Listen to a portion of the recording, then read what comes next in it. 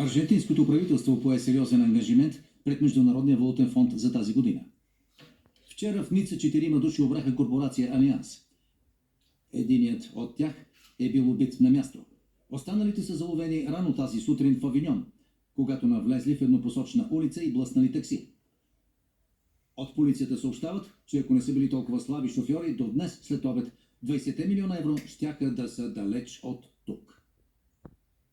Още новини. Борсата затвори при нива. Човек се отнася с колата си така, както се отнася и със себе си. Сигурно е така, инспектора. За чужденец имате добро чувство за хумор, мосю Франк. Типично френско, капко остроумие с подходящата доза пикантност. Били сте на разходка, а?